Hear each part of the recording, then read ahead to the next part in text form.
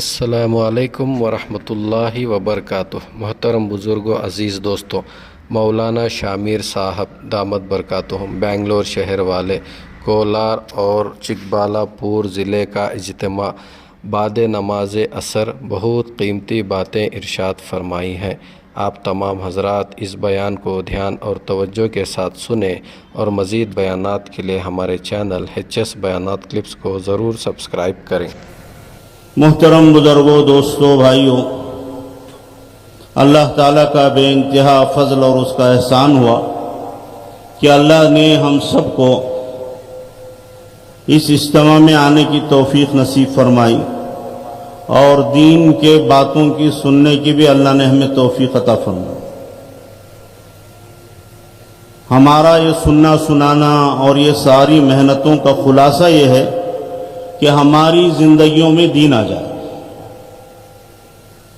دین جب تک زندگی میں نہیں آئے گا ہمیں اس سے فائدہ نہیں ہوگا۔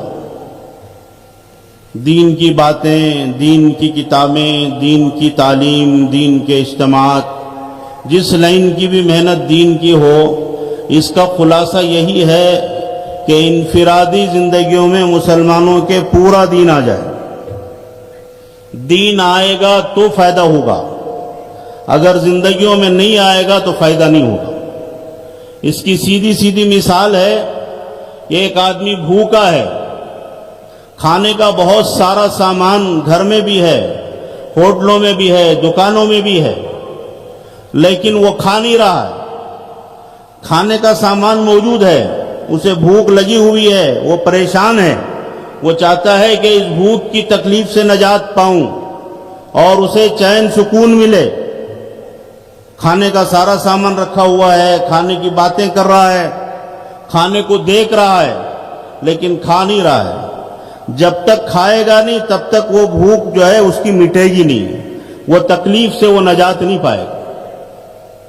جب تک پیاسا پانی نہیں پیے گا، پانی کی باتوں سے، شربت کی باتوں سے اور پانی کو دیکھنے سے، پانی کے ذکر اور بیان سے، کوئی بڑے عالم آ کر 1 گھنٹہ بیان کر دیں کسی پیاسے کی پیاس بجھ جائے، کبھی ایسا نہیں ہوگا۔ وہ 1 گلاس پانی پی لے گا تو اس کی پیاس بجھ جائے گی۔ تو ہمارے دین کی حقیقت یہی ہے کہ یہ دین سارے انسانوں کو کامیاب کرنے کے لیے اللہ نے اتارا اور سارے ادیان باطلہ پر غالب کرنے کے لیے اللہ نے اس دین کو اتارا ہے۔ لیکن یہ دین اسی وقت ہمیں فائدہ پہنچائے گا جب یہ دین ہماری زندگیوں میں آئے۔ یہ ہماری بڑوں کی ساری محنتیں، ہمیں جماعتوں میں نکالنا، ہمیں اجتماعات میں جمع کرنا، راتوں میں اٹھ کر رونا اور گاؤں دیہاتوں میں پیدل چلنا، اپنا کھانا پکا کے کھانا، یہ سارے مجاہدے، یہ ساری قربانیوں کا خلاصہ یہی ہے کہ ہر جماعت میں چلنے والے کی زندگی میں دین آئے اور جس علاقے میں جا کے محنت کر رہا ہے وہاں کے لوگوں کی زندگیوں میں دین آئے۔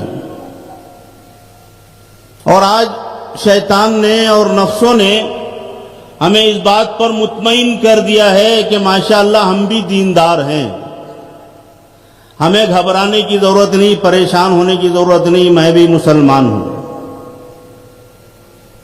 تو دوستو، ہم جس درجے کے مسلمان ہیں، جتنا اسلام ہماری زندگیوں میں ہے، ہم میں سب کو پتہ ہے۔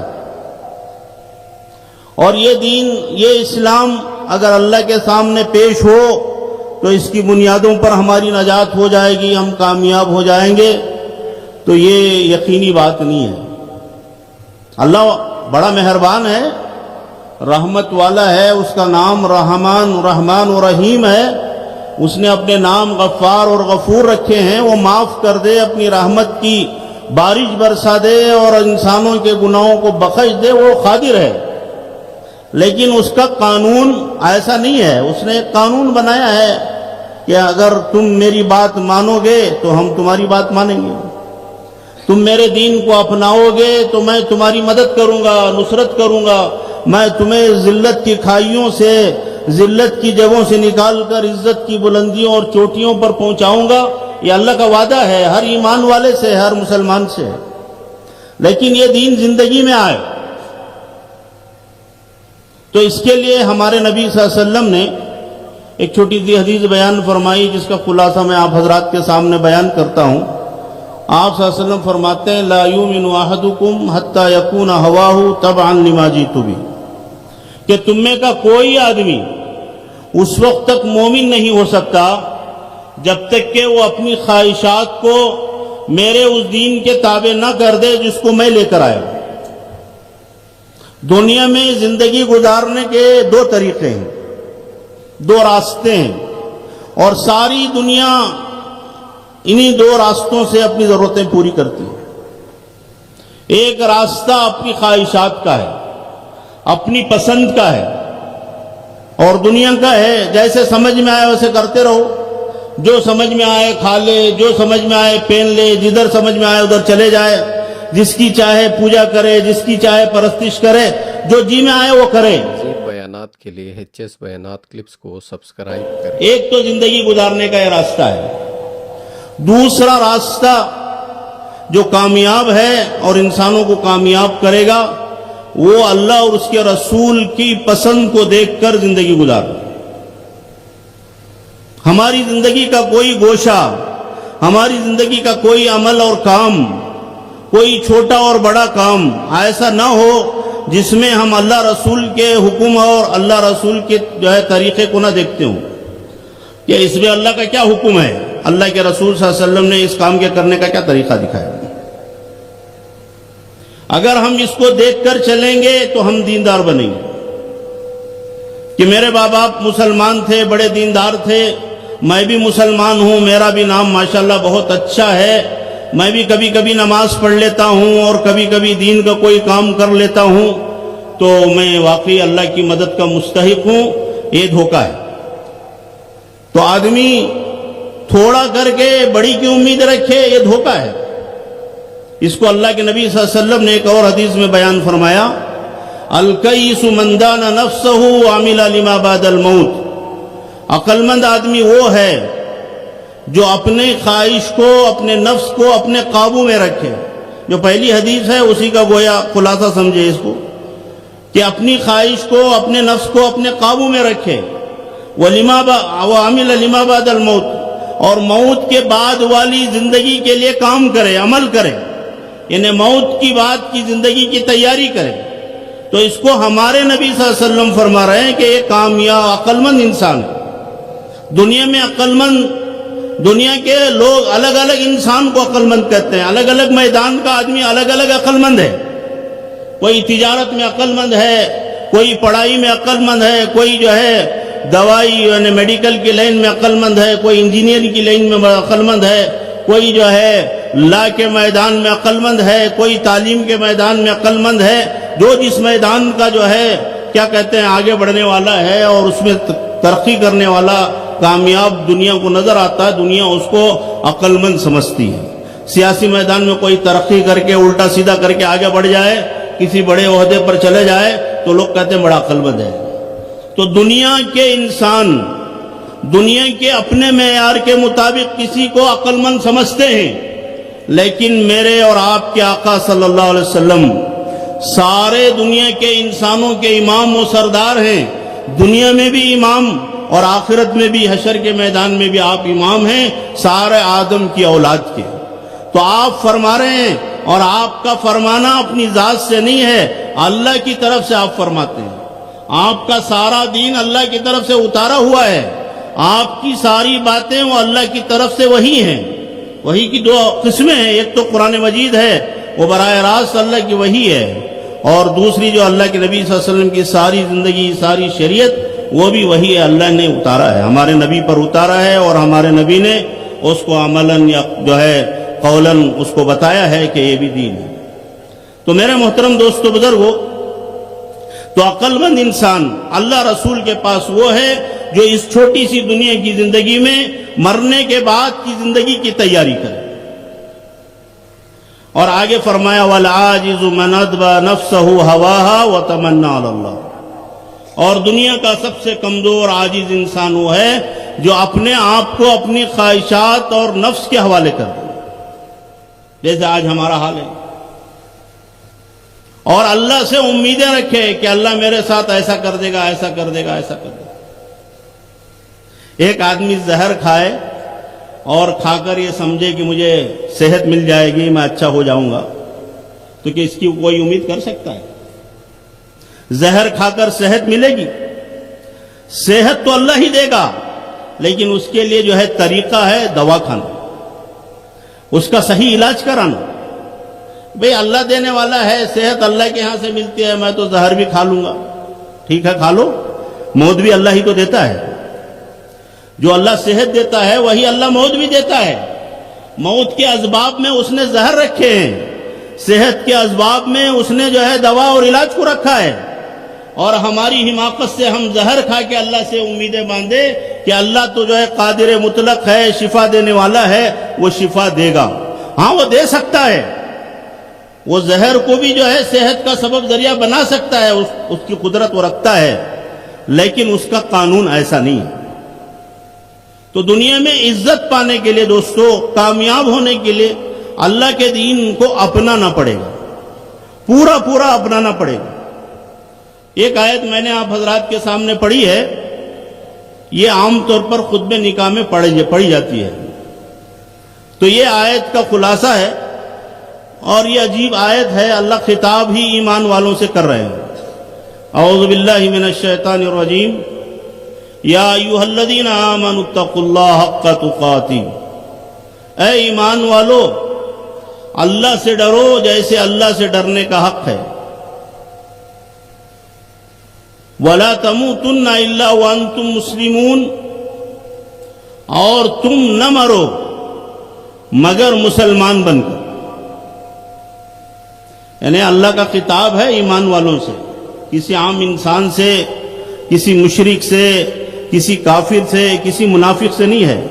یا ایھا الناس نہیں کہا اللہ، یا ایھا المشرکون، یا ایھا المنافقون، یہ لفظ اللہ کا نہیں ہے، اللہ کا خطاب ہی یا ایھا الذین آمنوا سے ہے۔ اے وہ لوگوں جو ایمان لائے ہو، جو اللہ کا کلمہ پڑھتے ہو، اللہ کے رسول کا کلمہ پڑھتے ہو، اللہ کو ایک مانتے ہو، اللہ کے رسول کو اللہ کا رسول مانتے ہو، اور اس پر تمہارا ایمان ہے، تو تمہیں اللہ سے ڈرنا چاہیے جیسے اللہ سے ڈرنے کا حق ہے۔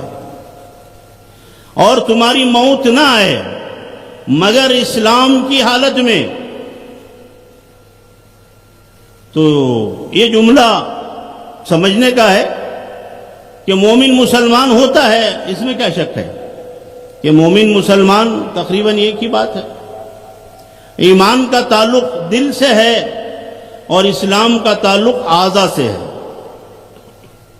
عملی زندگی جو ہوگی وہ اللہ رسول کی اطاعت کی ہوگی۔ دل سے ماننا یہ کافی نہیں ہے، اس میں پوری کامیابی نہیں ہے۔ عملی زندگی بھی کہ ہم اللہ کو مان لیے ہیں، اللہ کے رسول کو مان لیے ہیں کہ اللہ اکیلا ہے، وہی سب کچھ کرتا ہے، وہی ہمارا خالق و مالک ہے، وہی ہمارا رب و معبود ہے، اس پر ہمارا ایمان ہے، اور اللہ کے رسول کو ہم آخری نبی مانتے ہیں، اللہ کے رسول مانتے ہیں، ان کی اتباع اور اطاعت پہ ہماری کامیابی ہے، اس کا یقین ہمیں ہے، اس میں ہمیں شک نہیں ہے۔ لیکن اتنا کافی نہیں ہے، اتنا مان لینے سے کام نہیں چلے گا، اس کے لیے جو ہے اظہار کرنا پڑے گا عملاً۔ کیا مطلب؟ اسلام کا جو معنی ہے وہ اطاعت کے ہیں، ماننے کے ہیں۔ مسلمان کا معنی ماننے والے کے۔ تو کیا مطلب کہ مسلمان تم جو ہے نہ مرو مگر مسلمان بن کے، یعنی تمہاری زندگی کا کوئی گوشہ، کوئی پہلو اور کوئی مرحلہ، کسی مرحلے میں ایسا نہ ہو کہ تم اللہ رسول کی اطاعت سے باہر نکل جاؤ۔ ہمیشہ ہر جگہ اللہ کی اطاعت میں رہو۔ جیسے آپ صلی اللہ علیہ وسلم نے پہلی حدیث میں فرمایا کہ تم میں کا کوئی آدمی مومن نہیں ہوگا جب تک کہ اپنی خواہش کو میرے دین کے تابع نہ کر دے جس کو میں لایا ہوں، یعنی اپنے آپ کو اللہ رسول کے حوالے کر دینا، اسی کا نام دین ہے، اسی کا نام اسلام ہے، اور اسی کو مسلمان کہتے ہیں۔ اور ہم کتنا کیے ہوئے ہیں ہر آدمی دیکھ سکتا ہے۔ آج ہمیں کیا سمجھ میں آیا ہے کہ کچھ تو کر رہے ہیں، اچھی بات ہے کچھ تو کر رہے ہیں، لیکن اتنا کافی ہے کیا؟ آج ہم اپنے بچوں کو اسکول میں ڈالتے ہیں، ہمارے بچے پڑھتے ہیں ماشاءاللہ، اب تو تقریباً سبھی بچے پڑھ رہے ہیں، غریبوں کے، مالداروں کے، ان پڑھوں کے، پڑھے لکھوں کے، شہری دیہاتی، سب پڑھ رہے ہیں ماشاءاللہ، ساری اسکولز میں پڑھا رہے ہیں۔ کوئی اسکول ایسی نہیں جہاں نہیں پڑھایا جاتا. لیکن دوستو ذرا اپنے دل پر ہاتھ رکھ کر ہم کہیں کیا ہر اسکول میں ہم اپنے بچی کو لے جا کے ڈال دیتے ہیں؟ ہمارے گھر کے قریب میں گورنمنٹ اسکول ہے, ہمارے اسکول گھر سے سہولت ہے, تو کیا اس اسکول میں نہیں پڑھایا جاتا؟ کیا اس اسکول میں پڑھنے سے ہمارے بچے پڑھ نہیں لیتے, پاس نہیں ہو جاتے؟ پڑھ لیتے. سہولت ہے آنے جانے میں اور دوسری بہت ساری چیزوں میں, حکومت کی طرف سے بہت ساری سہولتیں, لیکن ہم اس اسکول میں نہیں ڈالتے. اس وجہ سے نہیں ڈالتے کہ پڑھائی نہیں ہوتی, پڑھائی ہوتی ہے لیکن جیسے ہم چاہتے ہیں ویسی نہیں ہوتی. ہم جو چاہتے ہیں وہ ہمارا بچہ وہاں پڑھ کے نہیں بنے گا. 40 نمبر لینے سے ہر بچہ پاس ہو جاتا ہے. مزید بیانات کے لیے HS بیانات کلپس کو سبسکرائب کریں. ہر کلاس میں پاس ہو جاتا ہے, SLC میں بھی پاس ہو جاتا ہے, PUC میں بھی, ڈگری میں بھی. کسی لائن میں جائے تو ہمارے ہاں 40 نمبر لے تو پاس ہو جاتا ہے, 50 نمبر لے تو پاس ہو جاتا ہے. تو کیا 40-50 نمبر لینے سے ہمارے بچوں کے کام چل جائیں گے؟ ہم اس کو مانتے ہیں. تو ہم کہتے ہیں بیٹا 40-50 میں پاس تو ہوگا, لیکن دنیا میں چلنے کے لیے یہ نمبر کافی نہیں ہے. آپ کو 90 ابو لینے پڑیں گے. 90 سے اوپر جائیں گے تو کچھ کر سکو گے, کچھ بن سکو گے. اس کے لیے ہم اپنے بچوں کی ساری صلاحیتیں لگا رہے ہیں, کتنی محنت کرا رہے ہیں, اور ہمارا اپنا مال لگا رہے ہیں. ہمارے بچوں کا بچپن, لڑکپن, جوانی, ہماری بچیوں کی حیا سب قربان کر دے رہے ہیں کہ بچے ہمارے پڑھیں گے تو کچھ بنیں گے. تو پڑھ تو سبھی رہے ہیں, لیکن وہ پڑھنا کافی نہیں ہے. بس یہ مثال سمجھنے کے لیے کافی ہے. سبھی دیندار ہیں لیکن یہ دین کافی نہیں ہے. اللہ کو راضی کرنے کے لیے, اللہ کو خوش کرنے کے لیے, اللہ کی مدد اور نصرت کو دنیا میں زمین پر اتارنے کے لیے, جیسے صحابہ نے اور اللہ کے نیک بندوں نے اللہ کی مدد کو اتارا تھا, آج بھی وہ اللہ وعدہ اپنے وعدے کے ساتھ باقی ہے. وہ مدد کرے گا, لیکن ہم اس کا کام تو کریں. اپنے خواہشات کو چھوڑیں, اللہ کے دین کے تابع کریں. ہمارا سونا بھی اللہ کی مرضی سے ہو, ہمارا اٹھنا بھی اللہ کی مرضی سے ہو, ہمارا دیکھنا بھی اللہ کی مرضی سے ہو, ہمارا سننا بھی اللہ کی مرضی سے ہو, ہمارا بولنا بھی اللہ کی مرضی سے ہو, ہمارا پکڑنا بھی اللہ کی مرضی سے ہو, ہمارا چلنا بھی اللہ کی مرضی سے ہو. تب جا کے ہم اللہ والے کہلائیں گے. میں اللہ والا کہنے سے اللہ والا نہیں بن جاؤں گا, اللہ والا بن کے دکھانا پڑے گا. ہر وہ کام جس میں اللہ رسول کی اطاعت ہے وہ دین ہے. ہر وہ کام جس میں اللہ رسول کی اطاعت نہیں ہے, نافرمانی ہے, وہ بے دینی ہے. آپ مسجد میں جا کر بھی بے دینی کریں گے, مسجد سے نکل کر بھی بے دینی کریں گے. وہ کیسے؟ ایک آدمی مسجد میں داخل ہو رہا ہے, سیدھا پیر رکھنے کے بجائے بائیں پر رکھ کے جا رہا ہے, تو کیا اس کو دین کہیں گے آپ؟ بھائی سیدھا پیر رکھ کے جانا مسجد میں سنت ہے, یہ مسجد میں داخل ہونے کا طریقہ ہے. اگر کوئی مسلمان بڑا عالم بھی غفلت میں بایاں پیر رکھ کر مسجد میں چلا گیا تو اس کو ہم سمجھیں کہ یہ غلط جا رہا ہے, یہ بے دینی کا کام. استنجا خانے میں الٹا پیر رکھ کے جانا یہ دین ہے, سیدھا پیر رکھ کر باہر آنا یہ دین ہے. اور کوئی سیدھا پیر رکھ کر استنجا خانے میں جائے تو یہ بے دینی ہے, اور بایاں پیر رکھ کر باہر آئے تو یہ بے دینی ہے. تو دین جو ہے ہر جگہ اللہ رسول کی اطاعت کا نام ہے. ایک جگہ اللہ تعالیٰ فرماتے ہیں وَمَن يُطِعِ اللَّهَ وَرَسُولَهُ فَقَدْ فَازَ فَوْزًا عَظِيمًا. جو اللہ رسول کی اطاعت کرے وہ تحقیق کے بہت بڑی کامیابی حاصل کر لیا. ہمارے پورے دین کا خلاصہ بس اتنا ہے کہ ہمارے ہر کام میں ہم اللہ رسول کی اطاعت کرنے والے بن جائیں. ہماری یہ ساری محنتوں کا خلاصہ یہی ہے کہ ہمارے اندر دین آ جائے. ہماری صورت کیسی ہو وہ ہمارے نبی بتائیں گے, ہم ویسے کریں گے. ہمارے کپڑے کیسے ہوں وہ ہمارے نبی بتائیں گے, ویسے پہنیں گے. ہماری شادی کیسی ہو وہ ہمارے نبی کی بتائی ہوئی ہے کہ شادی میں کیا کرنا چاہیے کیا نہیں کرنا چاہیے. ویسی شادی ہم کریں گے, اس کے خلاف نہیں کریں گے. ہم کاروبار کر رہے ہیں, تجارت کر رہے ہیں, حلال طریقے سے کریں گے, امانتداری سے کریں گے, سچائی کے ساتھ کریں گے. ہماری تجارت میں جھوٹ نہیں ہوگا, ہماری تجارت میں خیانت نہیں ہوگی, ہماری تجارت میں کسی کو دھوکہ نہیں ہوگا. تو اگر مسلمان ہو تو ایسا ہوگا. لیکن یہ چیزیں آج ہماری زندگیوں سے نکلی ہوئی ہیں, زبانوں پر ہیں, کتابوں پر ہیں, کتابوں میں ہیں, بیانوں میں ہیں, لیکن زندگیاں اس سے خالی ہیں. آج مسلمانوں میں امانت داری نظر نہیں آتی, سچائی نظر نہیں آتی, وعدہ کر کے پورا کرنا یہ جو ہے عام مسلمانوں میں نظر نہیں آتا. قرض لے کر اپنے معاملات کو درست کرنا, ادا کرنا, یہ مسلمانوں میں نظر نہیں آتا. قرض لے کے دیتے نہیں ہیں, امانت.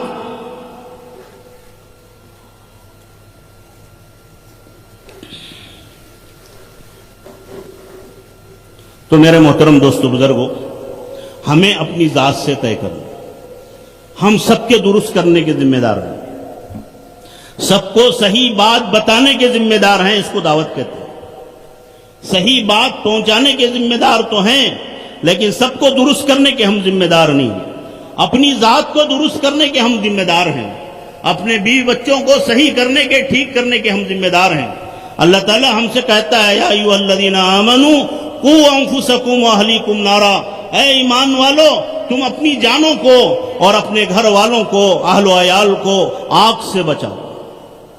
سب سے بڑی کامیابی انسان کی آگ سے بچ جانا ہے, اور سب سے بڑی ناکامی انسان کی آگ میں چلا جانا ہے. اور آج دنیا کی غفلت میں ہمیں احساس نہیں ہے.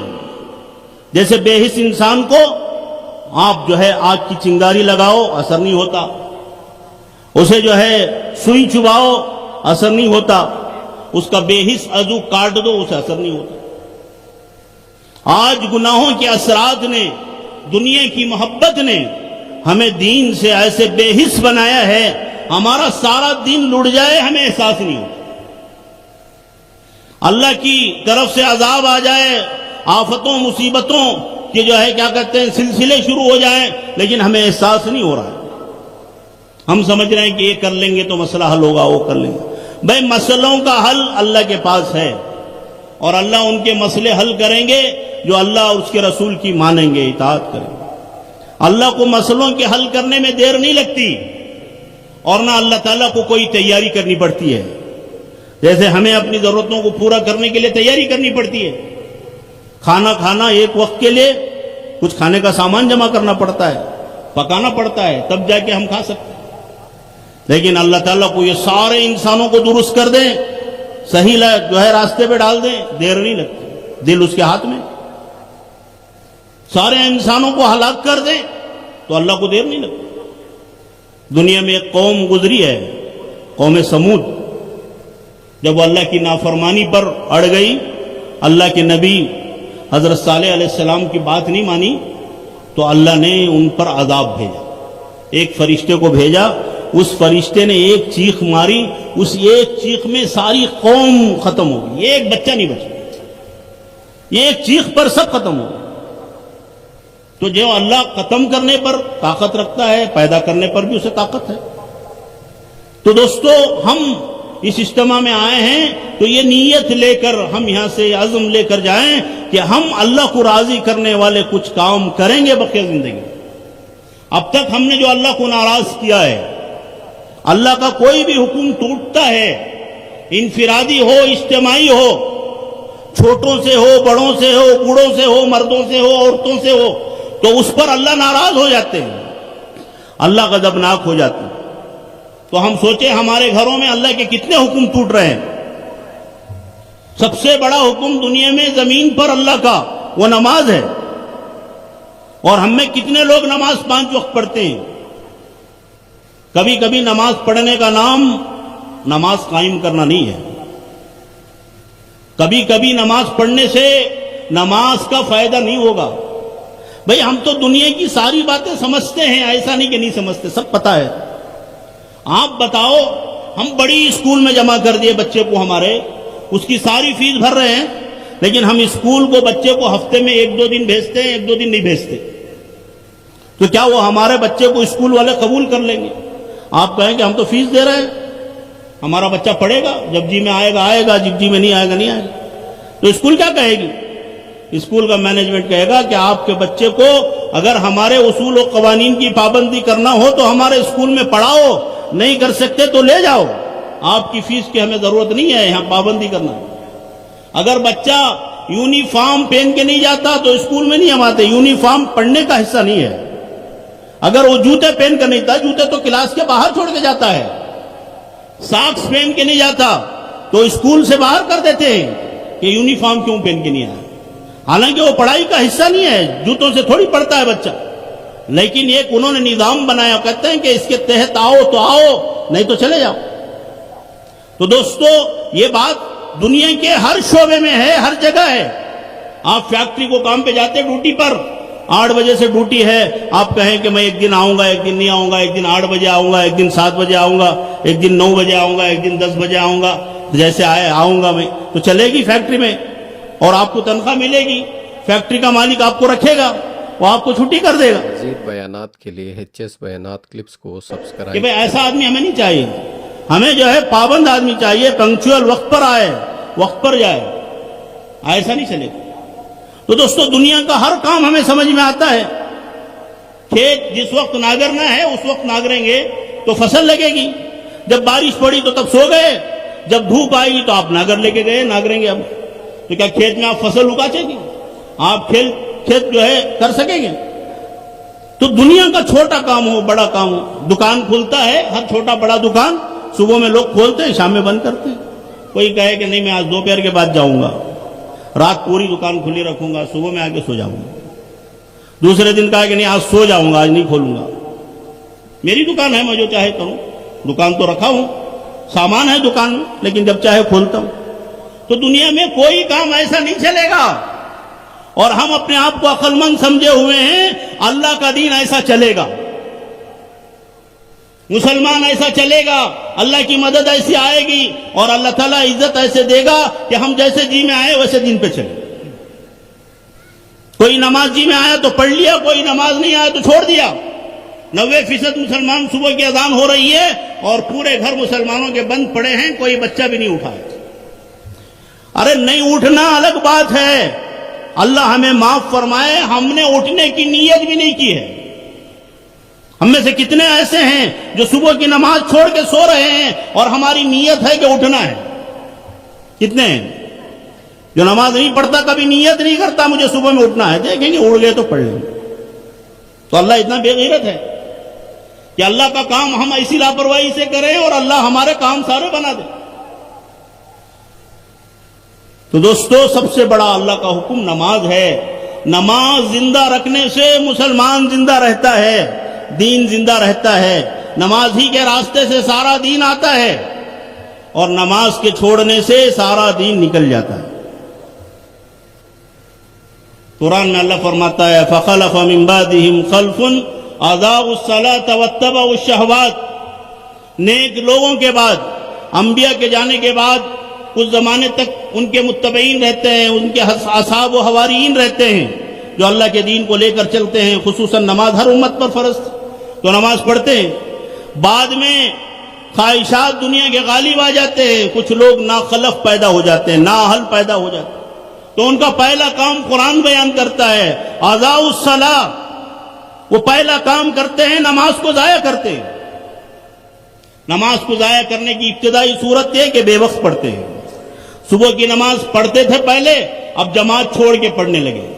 اب اور آگے بڑھے تو نماز جماعت کے بعد قضا کر کے پڑھنے لگے, اور آگے بڑھے تو نماز ہی چھوڑ. پہلے 5 پڑھتے تھے, اب 3 کر لیے, اب 4 کر لیے. پہلے جو ہے روزانہ 1 آدھ پڑھتے تھے, اب جمعہ کر لیے. وہ بھی لوگوں کے تان و تشنی سے بچنے کے لیے. کیسا مسلمان ہے جمعہ کو بھی مسجد کو نہیں جاتا؟ اللہ کے لیے نہیں, لوگوں کے تانوں سے بچنے کے لیے. تو دوستو نماز اگر ہم چھوڑیں گے تو سمجھو ہم دین سے باہر نکل گئے. نماز اگر چھوڑیں گے تو دین سے باہر گئے, اور جو باہر گیا وہ باہر جاتا رہتا ہے. راستے سے جو بھٹک جاتا ہے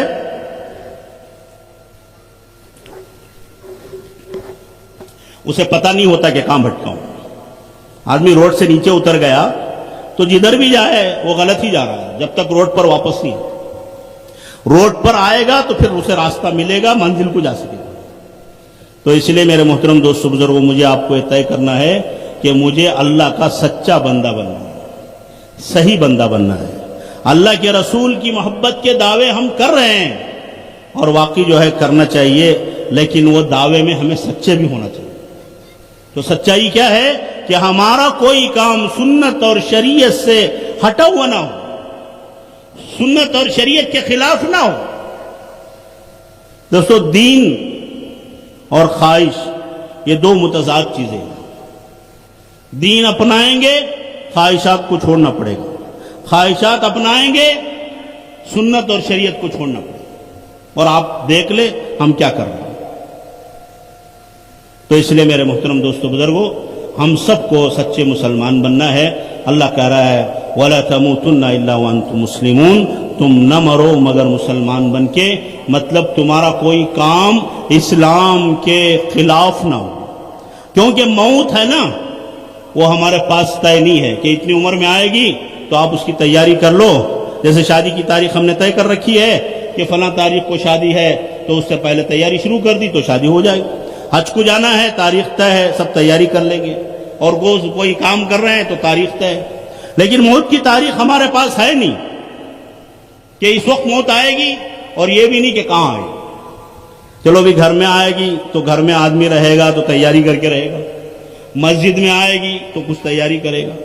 موت کے لیے اللہ نے کوئی جگہ نہیں طے کی, کوئی وقت نہیں طے کیا, لیکن ہمیں یہ کہا کہ تم ہمیشہ موت کے لیے تیار رہو. اس لیے کہ موت, تم بازار جا رہے ہو آ جائے گی, تم حج پہ جا رہے ہو آ جائے گی, تم دکان میں بیٹھے ہو آ جائے گی, تم اجتماع میں جا رہے ہو آ جائے گی, اجتماع سے واپس ہو رہے ہو آ جائے گی, تم کھانا کھا رہے ہو آ جائے گی, تم شادی کی محفل میں ہو آ جائے گی, تم جو ہے کہیں دوسری جگہ کام سے جا رہے ہو آ جائے گی, تم گھر میں بیٹھے ہو دوستوں میں رشتہ داروں میں آ جائے گی. وہ بتا کر نہیں آئے گی, اور جیسے آئے گی وہ فوراً لے کے جائے گی, چھوڑے گی نہیں. تو اس کی تیاری کا نام عقل مندی ہے, اس کو بھی بھول جانے کا نام بے وقوفی. اور ہم کتنے عقل مند ہیں, کتنے بے وقوف ہیں, ہم میں کا ہر آدمی فیصلہ کر سکتا کہ آج میرے پاس اگر اسرائیل آئے تو میرے پاس کیا تیاری, تو کیا نہیں آ سکتے؟ آج نہیں تو کل آئیں گے, کل نہیں تو پرسوں آئیں گے. کہ ہمارے بڑے جتنے تھے سب چلے گئے تو کیا ہم نہیں جائیں گے؟ جائیں گے, لیکن ایک دن ضرور آئے گا. اس کی تیاری کریں گے تو خوشی خوشی جائیں گے, اس کی تیاری نہیں ہوگی تو آدمی حسرت بھری نگاہوں سے اپنی بنائی ہوئی دنیا کو دیکھ کے جائے گا اور اللہ سے درخواست کرے گا. اللہ قرآن میں بیان کر چکا ہے 1400 سال پہلے, جو تیاری کے بغیر دنیا سے جائے گا موت پر تو وہ آدمی کیا تمنا کرے گا, کیا خواہش کرے گا. یہاں بھی سورہ منافقون کے آخری رکوع میں اللہ ایمان والوں سے ہی خطاب کر رہا ہے. تو بندہ کیا تمنا کرے گا, ربی لولا اخرتنی الی اجل قریب, اے میرے پروردگار مجھے اور تھوڑی مہلت کیوں نہ دے دی کہ میں کچھ تیاری کر لیتا, کچھ صدقہ خیرات کر لیتا. کیا یہ 50-60 سالہ 70 سالہ زندگی کافی نہیں تھی؟ اتنی مہلت کافی نہیں تھی؟ یہ تو اسی کے لیے دی تھی ہم نے, اب کیا دینا چاہیے؟ اب مہلت نہیں ملنے والی, ایک سیکنڈ کی بھی نہیں ملنے والی, ایک لمحے کی بھی نہیں ملنے والی. تو اس لیے میرے محترم دوستو بزرگوں, اجتماع برکت کے لیے نہیں ہے, برکت تو ملے گی, برکت تو ملے گی. کیوں بھئی بارش کا موسم آتا ہے کیا گرمی کے موسم کو بدلنے کے لیے؟ بارش تو جو ہے آدمی کی ضرورت ہے فصلوں کو اگانے کے لیے اور ضرورتوں کو پورا کرنے کے لیے. پانی پر جو ہے سارے انسانوں کا دار و مدار. تو بارش سے فائدہ یہ بھی ہوتا ہے کہ اس سے ٹھنڈا ماحول بن جاتا ہے, موسم ٹھنڈا ہو جاتا ہے, گرمی کم ہو جاتی. اس کے لیے بارش ہم نہیں چاہتے. بارش تو اپنی ضرورتوں کے لیے کہ ہمارے کھیتوں میں فصلیں آئیں, ہمارے باغوں میں پھل آئیں, اور ہمارے ضرورتوں کا انتظام ہو جائے. پانی ہر ایک کی ضرورت ہے, انسان کی, ہر جاندار کی ضرورت پانی ہے. اسی سے اللہ نے دنیا میں زندگی رکھی ہے. وَجَعَلْنَا مِنَ الْمَاءِ كُلَّ شَيْءٍ حَيٍّ. اللہ فرماتا ہے کہ ہم نے ہر چیز کو زندہ کیا ہے پانی کے ذریعے سے. تو پانی کی برکتوں میں ہے کہ وہ ٹھنڈا بنا دے گا موسم کو, لیکن وہ جو ہے مقصد نہیں ہے. تو ایسے دین کی برکت ہے, اس کے اثرات پڑیں گے, لیکن یہ کافی نہیں ہے. دین مقصد ہے.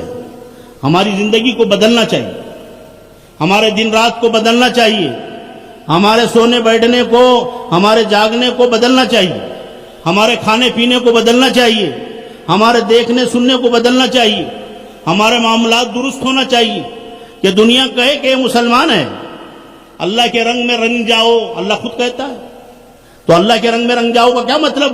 کہ دنیا کہے جیسے رنگین چیز کو کوئی دیکھتا تو کہتا کہ یہ فلاں رنگ کا ہے, فلاں رنگ کا, فلاں رنگ کا.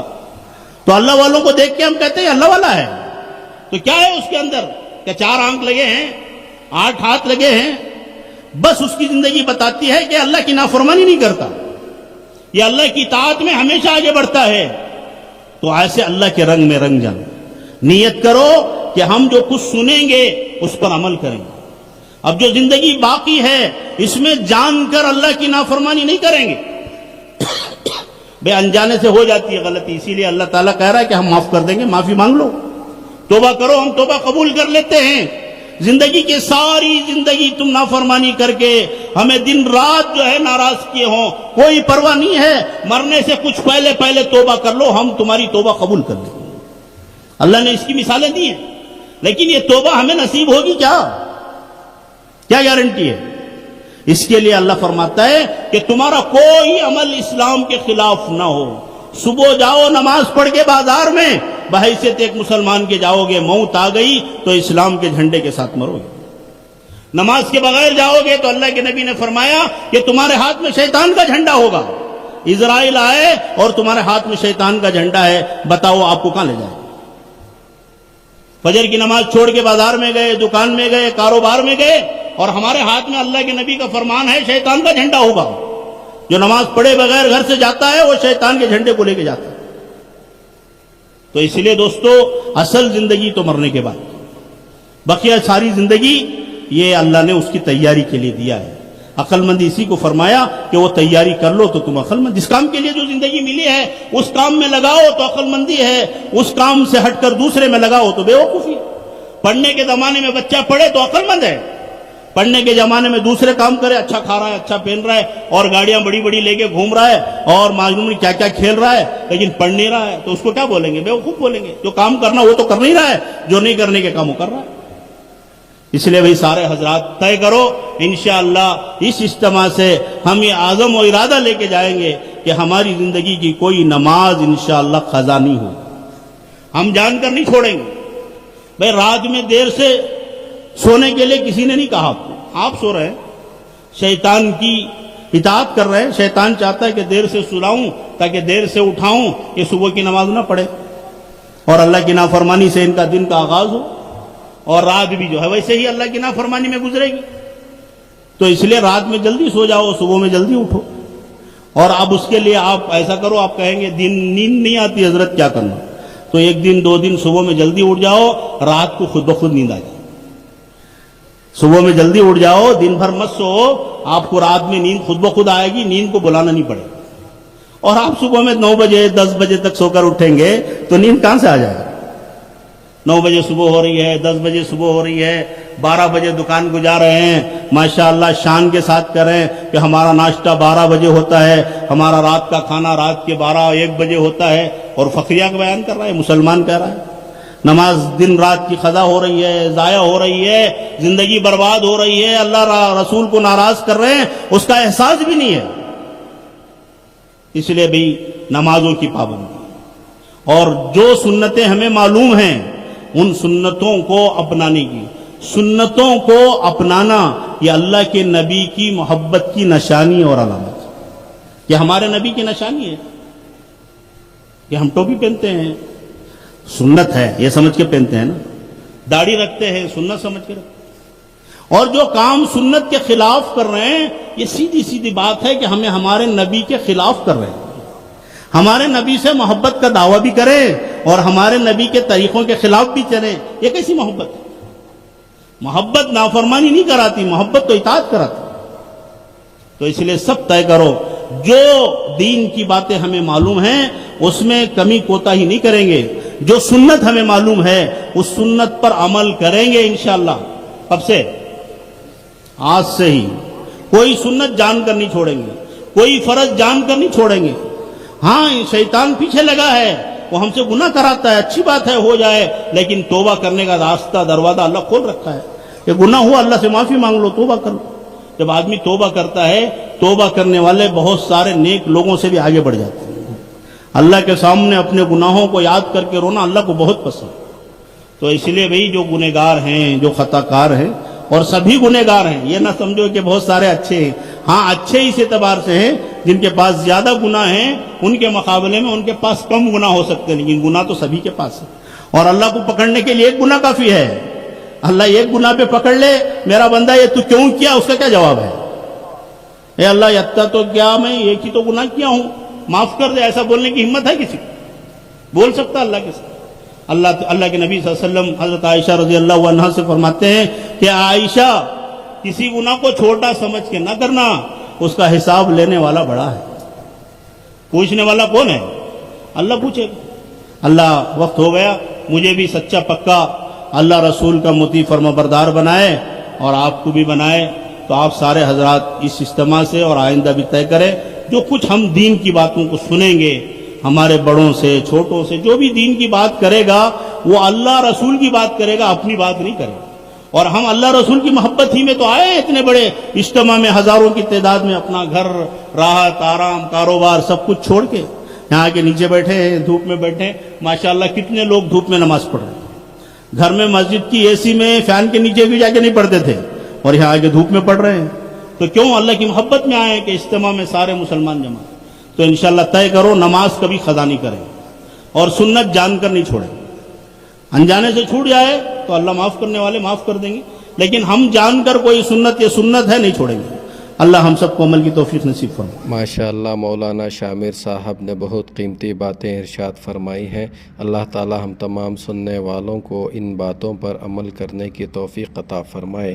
اگر آپ حضرات کو اس بیان سے فائدہ ہوا ہو تو دوسروں تک ضرور شیئر کریں.